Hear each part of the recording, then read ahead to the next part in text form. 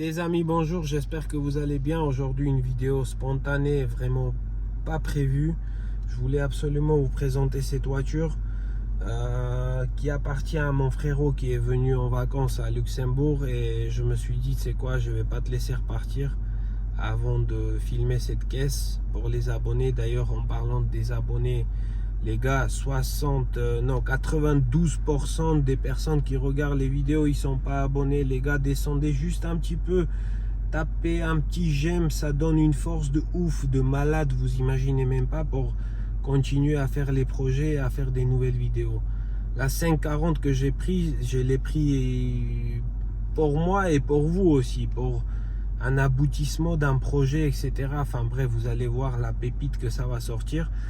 Mais aujourd'hui les gars, je suis dans une voiture très spéciale, une vraie M5, c'est pas une 540, 530 avec l'échappement, machin bidule, non, c'est une vraie M5 les gars. Regardez, je vous montre le logo ici, il est là, voilà, il vous attend. Et parlons un petit peu de M5, de l'histoire de M5. Pour moi ça commence par E34, c'est la voiture que j'ai découvert bien sûr dans l'enfance, mais bon, c'était très très rare en Géorgie de voir une vraie M. Les 34, les E30, il y en avait plein, mais j'ai découvert réellement avec les vidéos de Giorgi Tevzadze. Pour ceux qui connaissent pas, juste tapez Giorgi dans les barres de recherche de YouTube.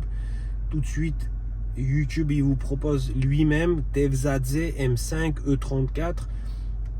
C'est pas possible si vous êtes un amateur de BM et vous aimez BMW que vous n'avez pas vu un jour les vidéos de Giorgi. Et malheureusement, comme toutes les bonnes personnes, il est parti très très tôt. Et un petit hommage à lui aussi à travers de cette vidéo.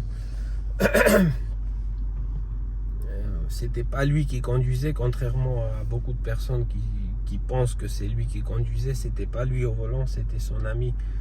Enfin bref, un hommage à lui et grand respect, avec grand amour. C'était un des premiers youtubeurs géorgiens qui a fait connaître YouTube géorgien en général au monde, parce que même aujourd'hui il a des millions et des millions de vues. Ensuite, après E34, il y avait la E39. La voiture que je kiffe particulièrement, c'est la voiture que je vous ai présentée dans la dernière vidéo, la 540, avec 400 chevaux, boîte manuelle, etc. C'est une voiture vraiment d'émotion. C'est une berline vraiment parfaite. Pour moi, c'est une des berlines la plus parfaite pour moi dans le monde. Après, il y a eu la F10 qui était avec un DKG, une boîte un peu merdique que moi personnellement j'aime pas. C'était une propulsion, et que ça soit en premier, deuxième, troisième vitesse, la voiture elle patinait à chaque fois. Plein de problèmes de moteur, plein de soucis. Et elle était produite, je crois, jusqu'à 2016-2017. Et en 2017 ou 2018, corrigez-moi dans les commentaires si je me trompe, BMW, ils ont sorti cette caisse là où je suis assis, et c'était la réponse à tous les concurrents, que ça soit Audi, Mercedes, C63, RS6, RS7. C'était la réponse en disant fermez vos gueules, on peut faire mieux que tout le monde. Et c'était vrai, parce que comme vous savez, BMW est connu avec la propulsion, glissade, etc. Mais ils ont eu raison. D'un côté, ils ont mis un X-Drive dedans, et en départ 0 à 100 les gars, jusqu'à aujourd'hui, il n'y a aucune berline qui arrive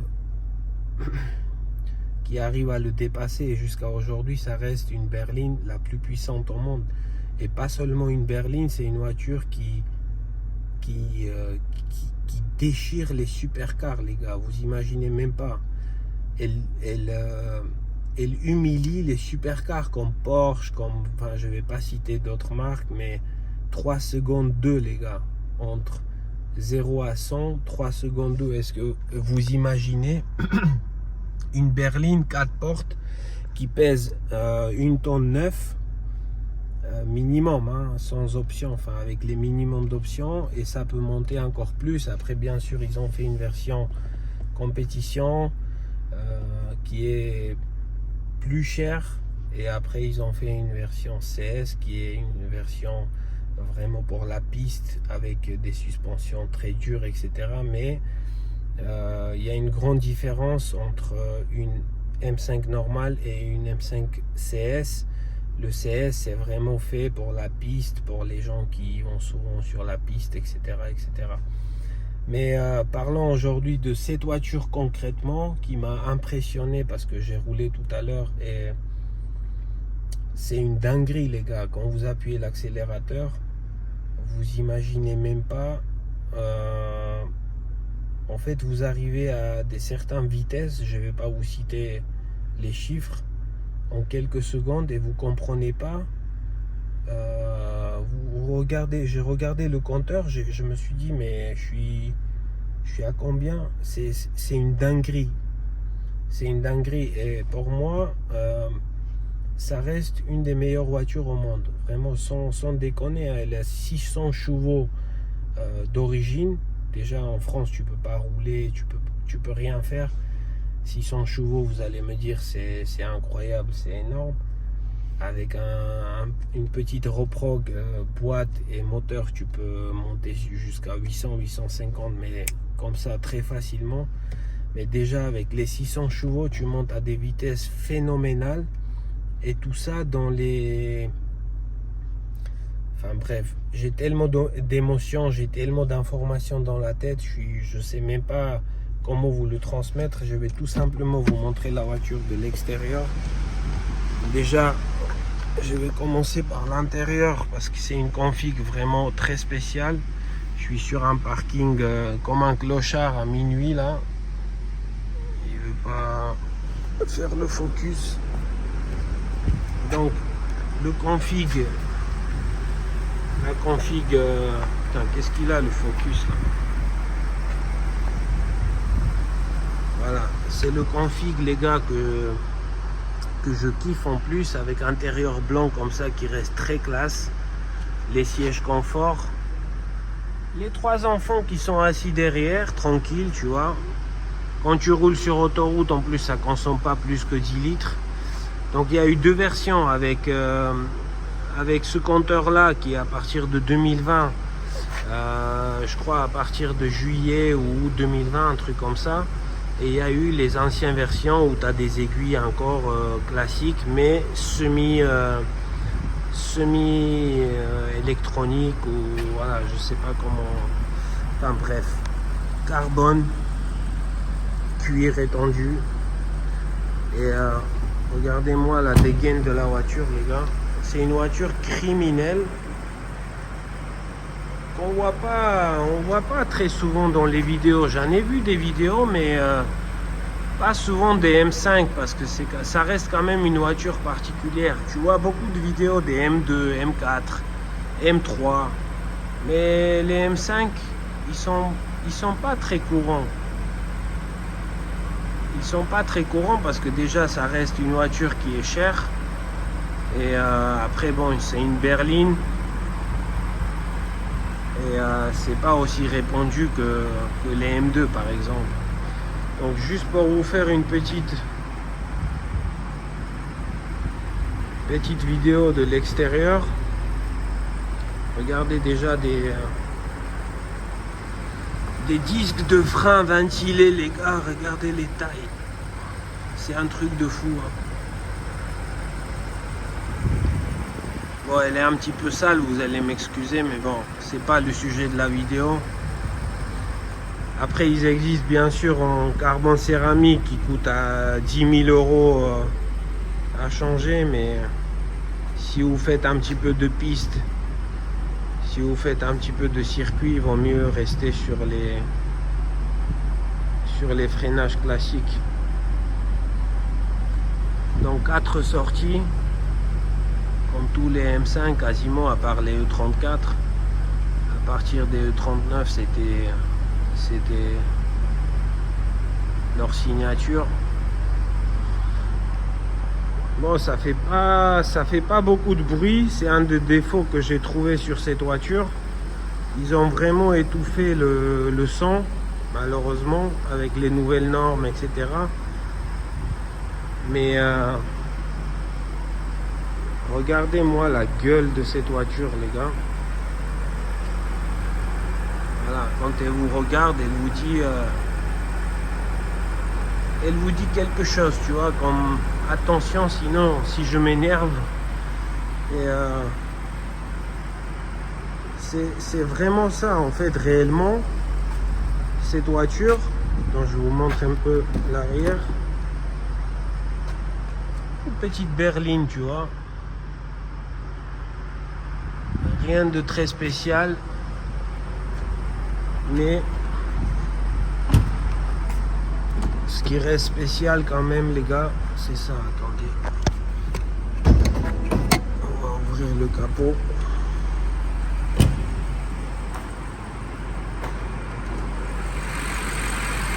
Voilà. Un V8 biturbo.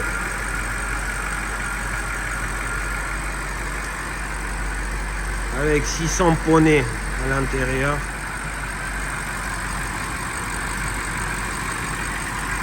Elle marche comme une horloge. Elle a 100 000 bornes cette voiture. Personnellement, et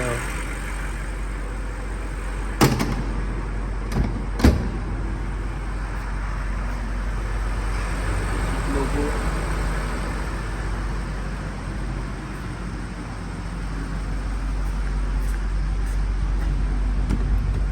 Je vais vous faire écouter un peu le son.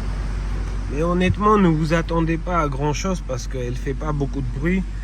C'est un des défauts que j'ai trouvé. En fait, j'ai trouvé deux défauts sur cette voiture. Premier, c'est le son. Parce que je m'attendais quand même quelque chose de très violent. Mais en fait, non. Regarde. Je vais accélérer.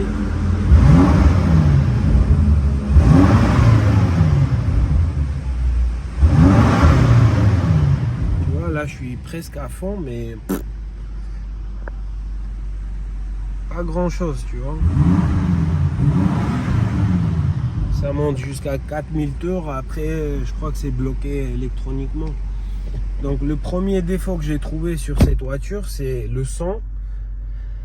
Elle fait pas beaucoup de son, comme tous les constructeurs aujourd'hui, ils essayent d'étouffer le son. Et deuxième, en même temps, défaut et en même temps c'est pas un défaut parce qu'en fait tu montes sur les vitesses phénoménales sans rien comprendre. En fait elle peut vous envoyer dans la tombe sans que tu puisses rien comprendre. C'est pour ça que BM ils ont fait quelque chose de très bien, qu'ils ont mis une X-Drive. Et cette voiture elle a 3 modes de conduite. Donc tu as 2 boutons ici, M1, M2. Tu peux choisir les modes de conduite. Tu peux les configurer comme tu veux. Après tu vas sur les options, etc. Bon, je vais pas tripoter tout ça. Tu as le setup ici. Attends, j'arrive pas à faire le focus. Voilà, tu as le bouton setup. Tu rentres dedans et après tu configures comme tu veux tes options de conduite, etc. Attends, je vais essayer de vous montrer. Tac, voilà, tu mets en sport. Par exemple, la suspension, le moteur, sport plus, machin, etc. Bon, le frérot, il a configuré comme il voulait. Mais par exemple, si on appuie sur M2, là, c'est le plus radical. Tu appuies une fois et la voiture, elle te demande, est-ce que tu es sûr? Regarde, attends, je vais appuyer une fois. Là, elle te dit, est-ce que tu es sûr que tu veux passer en M2? Parce que si tu passes en M2, tu passes sur la propulsion. En fait, tu as 3 modes. Premier, c'est X-Drive, donc full X-Drive, full safe, etc.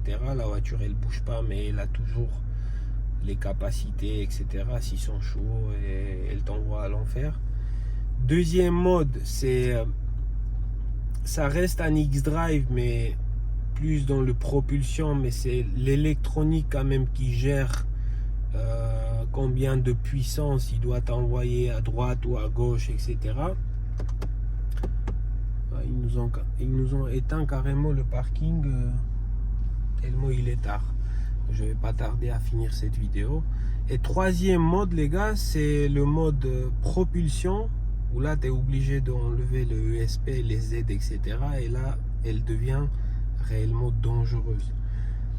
Et si vous connaissez pas cette voiture, je vous conseille de pas appuyer sur ce bouton, parce que vous pouvez vous retrouver dans l'enfer ou dans la paradis, je sais pas, ça dépend ce que vous avez fait dans la vie, en 2 secondes comme ça. Donc voilà les gars, c'était petite présentation de cette M5. J'espère que la vidéo vous a plu, même si bon, c'était filmé un peu comme ça à l'improviste. Pensez encore une fois de vous abonner, de liker la petite chaîne qui débute. Et prenez soin de vous, prenez soin de vos proches, de vos amis et de vos voitures les gars surtout. Et nous on se retrouve bientôt pour la 540. Le projet continue, la ligne elle est en cours, et je vous montrerai à quoi ça va ressembler cette petite V8. Allez les gars, à bientôt, je vous embrasse, peace.